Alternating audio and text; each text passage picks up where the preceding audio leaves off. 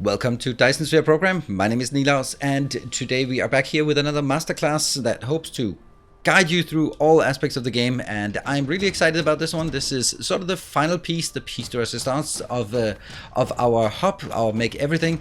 What we've done previously is build the starter hub, the jumpstart base that, oh no, don't fly away. Ugh, I'm so bad at flying. It's almost like I'm as bad as flying as I am driving. Here, this is the one we built previously in my previous builds. So if you are interested in this one and go like, oh, that's neat, all these things made, all these things put into logistic stations. Yep, you can find the blueprint. You can find the blueprints, and on my website you can find the guide on how to make it, and on my channel. So do check it out. And of course, now that we're at that, if you like these videos, be sure to hit the like button and also subscribe if you want to catch more Dyson Sphere Program or any other weird game that we come up with that makes sense. And then subscribe to the channel so that you don't miss out on these great designs. Well, I think they're great. Right, so where are we now? That means you are at yellow science, you built the other hub, you built that, and then you go, I really want to build a giant hub that takes care of all the other things, like all the stuff that's sort of on the right hand side here. Ray receivers, electromagnetic rail ejectors, guns, rocket silos, right? Logistic stations, but also stuff like vessels and drones. You want to take care of all of those things so that you have that available anywhere in the galaxy as you expand. That is super incredibly important. So what are we going to do? Well, I have prepared a blueprint for you. I've actually prepared these smaller blueprints as well. These are all less than 600, but the fact is that at the moment of recording, blueprints and belts are broken. So belts don't fit together when you make all the way around the globe, so that's not going to work. So my recommendation, because since that happened now, it can happen again, is that if you look at your tech tree, if you go over here on upgrades and look at the blueprint upgrade, where might you be? You might be here, all the way up to 3,000 entities. That only takes 800 yellow signs. So if you have yellow signs for your initial interstellar logistics, well, I think you also have those 700. And of course you have yellow signs, because I just released a video on how to make yellow signs super easy. So of course you have it. Right, so that means I can expect you to have green belts, green assemblers, and lots of them. Let's stamp this down. First, I need to make sure that I'm standing on a fault line, in a prime meridian. This is a prime meridian, and then I'm going to show this is going to be awesome. This is about 2,000 entities. I also have one that is, it worked. Good. Also have another one here. This one is just replacing it with blue, so that if you're a later game and you go like, why would I put all of this down? Yeah, well, you don't. Then you just put this one down, and then it's going to be happy. Let's explain how this works. Let me find a good example of how it works. That one is a good example. Yeah, I think the next one is better. Yes, this is much better. All right, this is a good example of what I want to make. So this is how it works by setting, this is the output material. It is provided remotely, and everything I want inbound is requested locally. That's just how I do it. And that means anything you want for the hub, you have to have it available on your main system. You can request it globally, but I've set it up like this because that's how I default do it. What you will do here is set up how much you want for the maximum you want each vessel to take out. I've set 500 here, but almost every single one of these will be set to 100. And you match the 100 down here with the minimum load of vessels to 10%, because 10% of one of these is 100. Now, if you want, for example, you want to have a stockpile of 500 miniature colliders, do not make it in here as spending 500, because that means if you want to request 100 to a location, it will, even though it says here, it will take all 500. So set it up so that it cannot take more than what you want. Right here, when it's at 100, it will pick up 100. That's the minimum you can take out. If you go all the way down to 0, well, that's not really doing anything. If you set this one all the way down to 1%, it's still going to pick up 100 if there is 100. So that's that's the way it is. There, we're going to do that.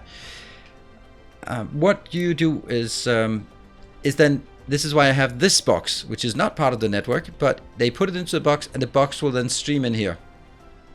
That means when 100 gets picked up, then I have more in here, and that will then be flowing in here and filling up to 100 again quickly. In this case, I want 500 to be the batch that I bring out, and you can see it's building slowly, but I want a much bigger stockpile because I use about 900 for every planet I set up, so that's how I do this. There are some things here, such as you can see the thrusters here are being built. Thrusters are used for two things. They're used for the vessels and they're used for the orbital collectors. While if you look at the actual thrusters, the normal thrusters, they are only used for the drones, so I'm building it directly in here. As you can also see, things are not at ratio, and I don't care, because mainly the point here is that once this starts building, it'll build up, and maybe you'll need, for example, this is a good example, when you set up ray receivers, you probably need, sometimes you need 100, but sometimes you might need 300 if you want to set up like a big solar receiving farm. That's why set a storage here, so you can request 100, but once you request 100, request another 100, and it starts pulling from here into the box. Super convenient. It works flawlessly. And here I've set this one up. I don't use planetary logistics, but I've set it up so that you can build it if you really need it, if you really want it. You can build it here, but I am bringing it out on the belt. I'd rather have it on the belt than I'd have it fly with drones. That's just kind of a preference thing. So it goes in here, gets into the next one, the interplanetary logistics station, which will then also go into the box here, into that box for additional ones. Since it only stacks to 10, then this is actually 100 plus 100 here, and then it'll also fill up the belt to build this part. Now this one is really is one of the quirky ones. I'm not going to go through all of them, but I'll go through some of the quirky ones. You can see it requires the reinforced thrusters, which will be brought in here, but then it'll also request some accumulators. I made the decision here to craft the accumulators from here, bring them in, craft them, and then charge them immediately going in here. It's going to be so low quantities you need. You need 40 of these for one gas giant, and it's not like you need a ton of those. So in your entire game, you're probably not going to use more than 500 of those. I mean, what is that? That's 12 gas giants. Probably not more. So I just built this because I have the room for it. And then you can see all the other things that we're building here. This is the special one. This takes care of space warpers for everything. It goes out and splits here, and then goes through all of the other ones, as well as going through the other ones at this location. And then of course I have my yellow structure matrix that just delimits the whole thing, because then it just looks so much nicer. We have a total of 20 builds up here, and they are all being used. And I even have, and I'm actually going to find it because I've been teased so much by the stupid water pumps. So I'm going to show you that I'm building water pumps. I have improved as a person. I don't know if I've improved as a person, but I have water pumps now. There we go. There's the water pumps. Stupid, annoying water pumps. They don't seem to be building much. Oh, that's because for whatever reason I don't have the iron in here.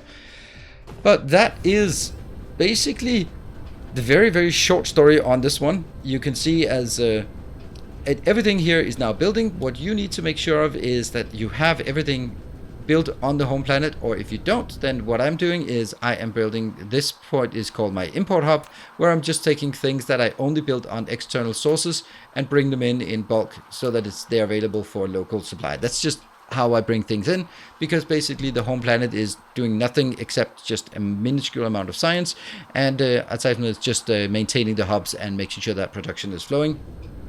Clearly I need a few more things in here for it to work exactly as I want. But that is basically it.